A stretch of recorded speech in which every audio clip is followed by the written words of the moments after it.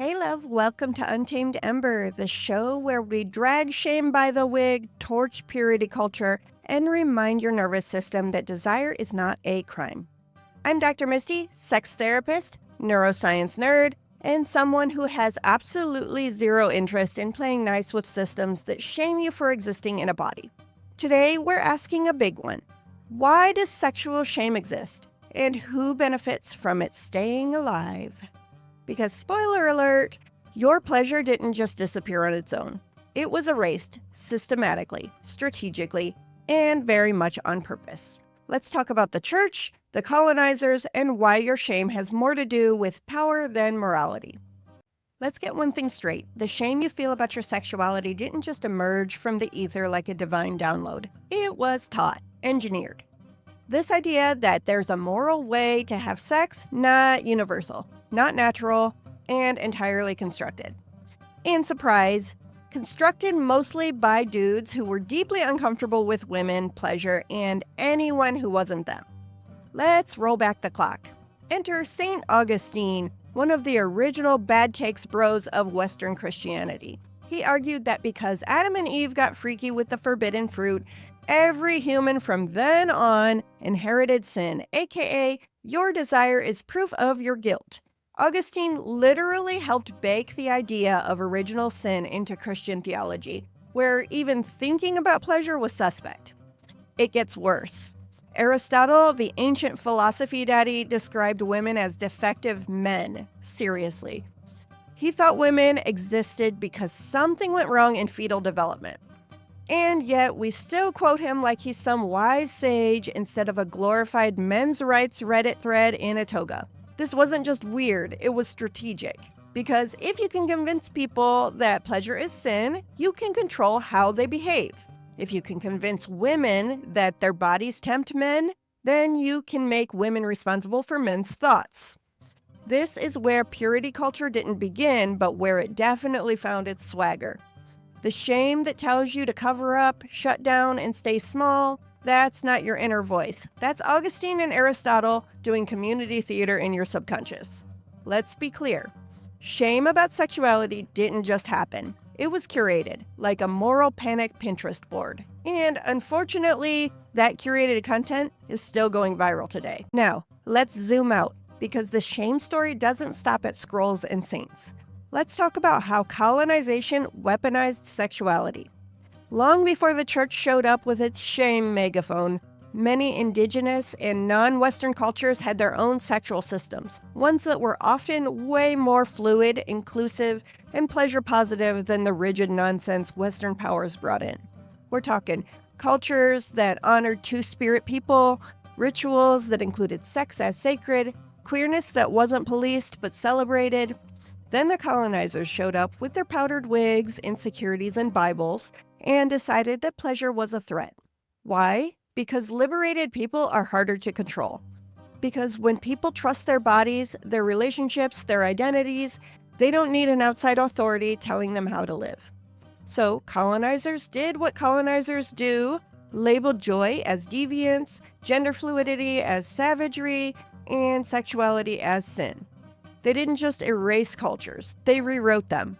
They exported shame as a tool of domination. They replaced sacred pleasure with rules, punishment, and fear. This wasn't just about faith, this was about empire.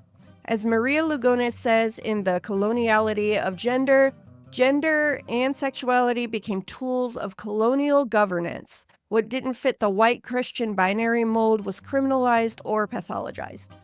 Let's be real, colonization wasn't just land theft, it was body theft.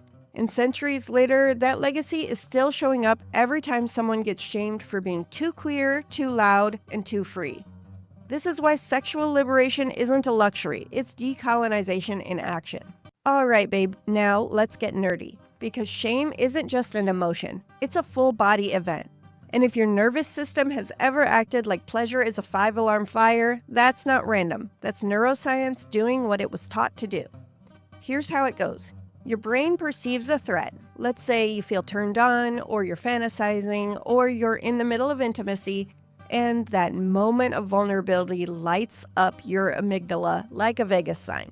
Then boom, cortisol floods your system, Your prefrontal cortex, aka the rational, curious, yes, let's explore this vibe, part of your brain, it goes offline.